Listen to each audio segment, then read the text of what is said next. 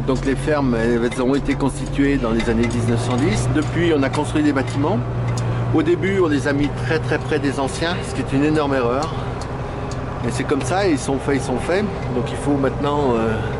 et moi, à ma retraite, je vais refermer toute la cour pour que la cour soit complètement dissociée de la ferme, et l'accès à la ferme se fera par derrière, par l'autre chemin là, qui a été créé il y a pas très longtemps, il y a une dizaine d'années, et j'améliore au fur et à mesure.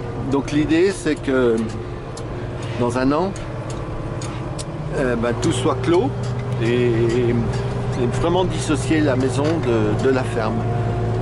Bon, c'est important pour l'avenir parce que je ne sais pas quel sera l'avenir de ces bâtiments-là. Il ne faut pas rêver, les bâtiments agricoles.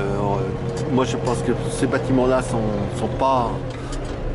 dépassés techniquement. Ils seront obsolètes, comme on dit, relativement vite, pour diverses raisons que j'ai déjà évoquées plusieurs fois. Je pense qu'on s'est trompé quand on les a conçus. Et ça, c'est lié au changement. Quand on passe d'un système où toutes les bêtes étaient attachées comme elles l'étaient dans le temps, à un système où elles sont toutes, elles ne sont pas d'entrave dans les stabules. Et en fait, alors si il y a une chose qui peut tout remettre en cause, c'est la faune sauvage avec les prédateurs naturels des bovins, à savoir les loups, les lynx, je ne sais quoi, mais si on n'a pas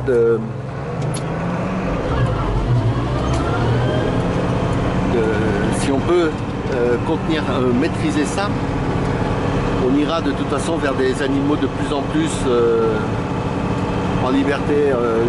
On utilisera les parcelles d'hiver, en fait on ne l'utilisera pas tout à fait avec un pâturage style été, ce sera un autre pâturage, mais on ira vers quelque chose où il y aura peut-être un peu moins d'animaux, et puis par contre ils seront presque tout le temps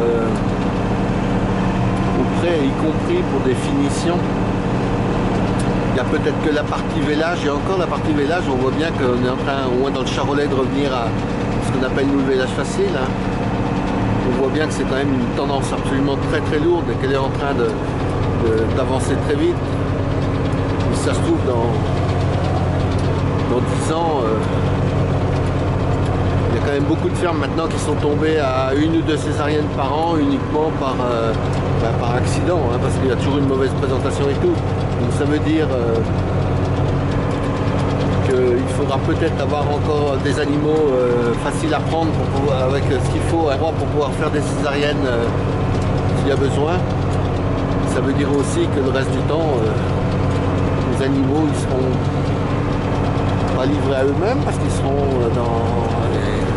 comme moi, dans ce que je vois, moi ce sera quand même avec des animaux qui mangeront toujours, hein, faut pas rêver, hein, à qui on donnera à manger, à qui on surveillera.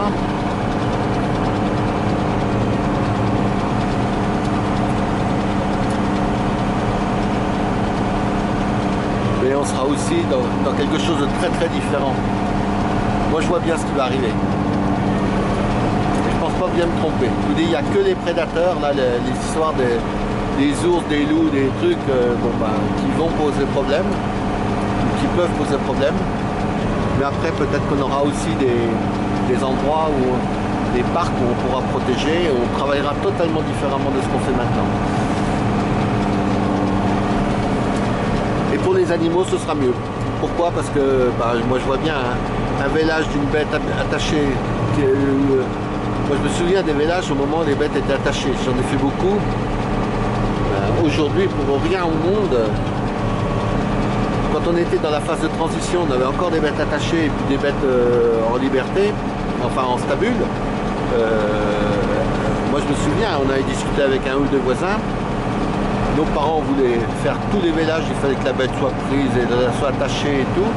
Et nous, on a commencé de faire les premiers vélages dans les stabulations. Hein. Et à la fin de sa course, quand elle a juste 2 mètres carrés pour se lever et se coucher, elle fait aucun exercice. Or, une vache, quand elle va véler, c'est impressionnant de voir la phase de préparation au vélage. Hein. elles se lèvent, elles se couchent, elles se tournent.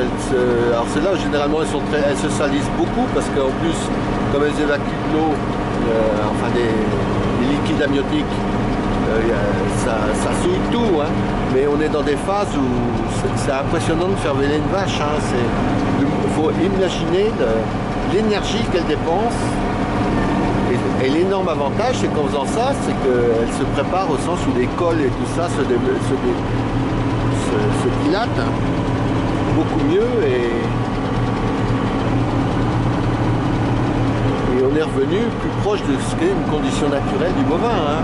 Moi, ça me fait marrer quand on nous critique aujourd'hui avec les grandes fermes, les grands bâtiments. Il faut quand même savoir que par rapport aux petites écuries d'antan, mais c'est pas comparable. La qualité de vie des animaux est absolument incomparable. C'est un non-sens d'attacher des vaches. Enfin, ça se faisait parce qu'on ne pouvait pas faire autrement. C'était économique aussi en paille, parce qu'il faut tenir compte de tout. C'était économique aussi en nourriture, parce que les vaches, elles ne bougeaient pas, donc forcément, elles dépensaient un peu moins d'énergie. Mais par contre, pour elles, c'était une horreur. Enfin, imaginez-vous, sans pouvoir ni vous lever ni vous coucher. Et là, en 15 ans, on est passé du système tout attaché ou presque, oui, 20 ans.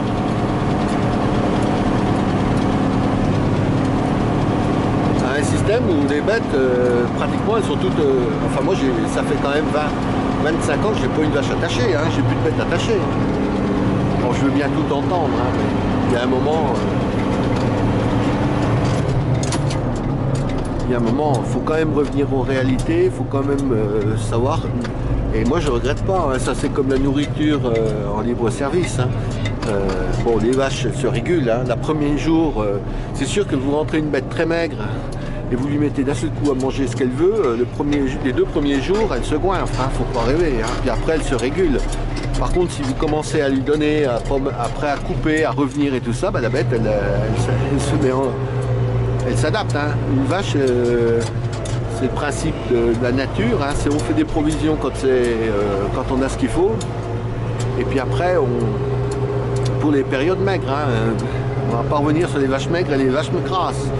Mais c'est exactement ça, hein. Et moi, je sais que on peut me dire ce qu'on veut. Le gaspillage, j'en ai très peu, très peu.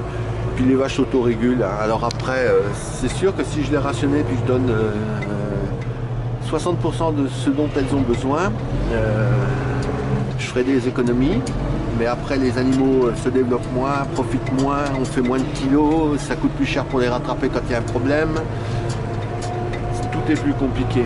Donc il faut vraiment se poser des questions et pas être trop affirmatif dans un sens ou dans l'autre. Moi je fais comme ça, ça veut pas dire que j'ai pas d'ennui, mais ça veut quand même dire que les animaux sont heureux, hein. Enfin heureux, oui, autant que ça puisse se faire. De toute façon, ils seraient dans condition, à cette saison, ils seraient en condition sauvage, c'est-à-dire on n'aurait pas de, on n'interviendrait pas en tant qu'éleveur.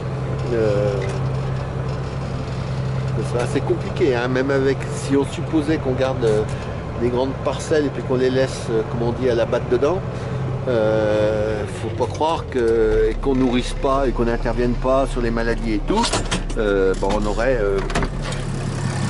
On aurait que quelques vaches. Parce que un été comme cet été, il n'en serait pas resté beaucoup, hein. Pour ne pas dire pas du tout.